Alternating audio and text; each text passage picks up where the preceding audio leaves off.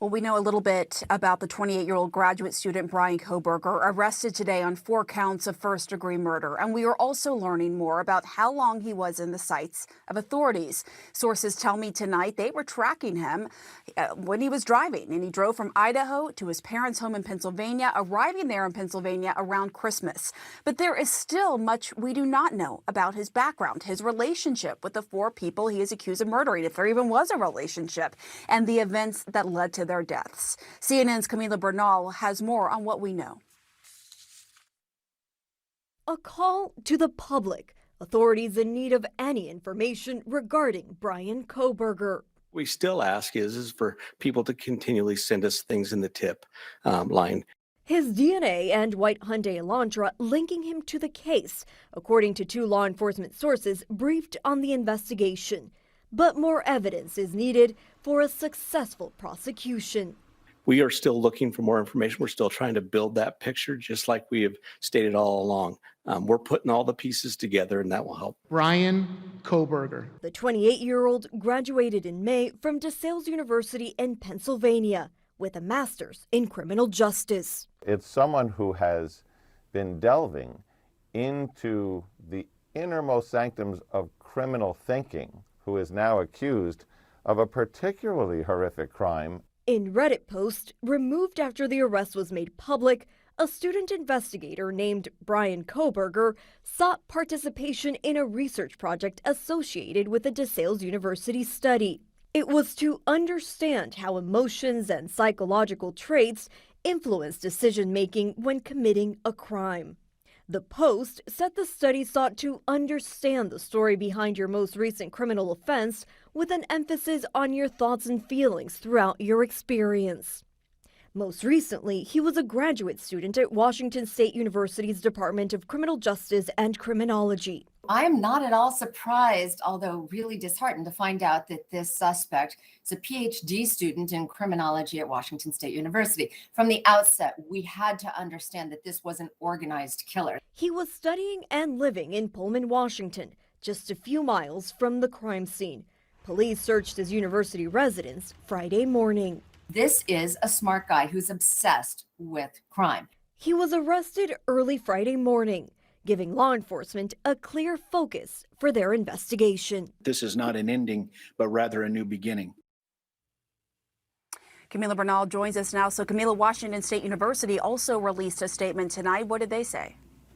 Well, Pam, the chancellor of the university saying they are shaken, that the entire region is shaken by this crime, saying they will long feel the loss for these students, and added that she hopes this will be the beginning of a healing process. Now, in terms of the investigation, the university confirming that they helped, in terms of the university police, execute the search warrant. There were 2 of them, one to his apartment, the other to his office. They were both on campus, so the university saying that they will continue to assist law enforcement in any way possible.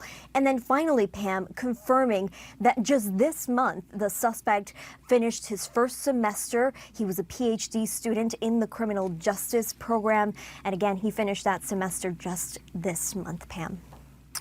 Camila Bernal, thank you so much. So interesting. I'm joined now by Mary Ellen O'Toole, a retired FBI special agent and profiler who has worked on many high-profile investigations, including those involving Elizabeth Smart and Natalie Holloway. Mary Ellen, as we reported, the suspect in custody has a master's degree in criminal justice. You just heard there from Camila, he finished a semester. He was studying for his PhD. I wonder, is it unusual for someone accused of a crime like this to have an educational background in criminality? What do you make of that?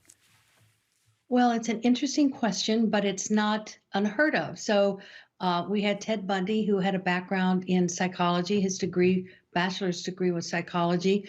We had BTK, bind, torture, kill, serial murder. His background, his academic background, was in also in criminology. So that's not unusual that they will go to college and they may even do well and study in an area that they find of interest. The Unabomber was a PhD in mathematics. So we don't want to make too much of it until we learn more information about this individual and how he was using his academic training, academic knowledge, and was he using that to help plan these cases, these crimes. So I think there's a lot that we have to know before we can really understand where this knowledge, where this academic expertise comes into play. Right. And again, he is still the suspect, innocent until proven guilty in this country. But certainly police believe that this is their guy. This is who they've been searching for. This is their suspect. And we also learned that a person named Brian Koberger had wanted to participate in a study at his university to, quote, understand how emotions and psychological traits that influence decision making when committing a crime, unquote. If that is the same Brian Koberger, does that tell you anything? If it's the same person, it certainly would be very interesting because it would suggest that this suspect was really drawn to that kind of a topic, that kind of study, was interested in really trying to understand how murders are committed and what's going on in people's heads. So that would certainly give the investigators and someone like me, a profiler, more information about perhaps how well planned this crime was. What else went into the planning? How long was it in the planning? So when you're interviewing someone, you've really got to do your homework of a suspect. You have to understand more about them than what they're going to tell you. So if there is this kind of planning through academics and through research, if you know about it ahead of time, if they simply say, I just don't know why I did it, I just chose that house, I went in there and I did it, you're going to know based on your knowledge and your own homework that that's simply not the case. In the other cases you mentioned, is it typical that the person is already has those tendencies, are already interested in committing a crime, had already been having, imagining it, and then they go on and study it? Or could it be that someone goes and studies it and then suddenly they're just really interested in it and then they're like, they want to put it to use?